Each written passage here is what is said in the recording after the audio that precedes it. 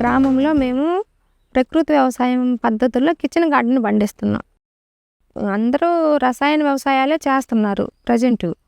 చేసేటప్పుడు ఆ కూరగాయలు అవి వేసిన వాళ్ళ దగ్గర కోయటానికి వెళ్ళినప్పుడు మా కళ్ళ ముందే నవక్రాను, ఆర్తి ఇలాంటివన్నీ స్ప్రే చేస్తున్నారు. అవే కూరగాయలు కోసి మళ్ళీ మరలా మేము తెచ్చుకోవటం జరుగుతుంది. రైతులు అయ్యే కొనుక్కుపోతున్నారు. అవి తినేటప్పుడు ఈ ప్లేట్లో మనం విషం పెట్టుకొని తింటున్నామేమని చిన్న డౌట్ వస్తుంటుంది నాకు.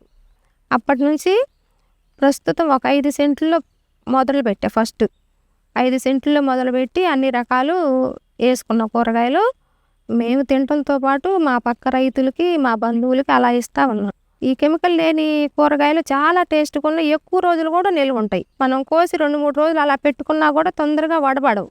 ఎక్కువ రోజులు నిల్వ ఉంటున్నాయి. ఈ కాలంలో కెమికల్ కలిసిన పదార్థాలు తినటం వల్ల ఎక్కువ జబ్బులు వస్తున్నాయి. ఆ జబ్బుల్ని అరికట్టాలి అంటే ముందు ఆడవాళ్ళం మనమే ఒక అడుగు ముందుకేయాలి. మనమే మారాలి. మన కుటుంబం బాగుండాలంటే మనం కొంచెం కిచెన్ గార్డెన్ లాగా వేసుకొని బయట నుంచి తెచ్చుకోకుండా ఇంట్లోనే పండించుకొని తినాలి. అప్పుడు మన ఫ్యామిలీ ఆరోగ్యంగా ఉంటుంది.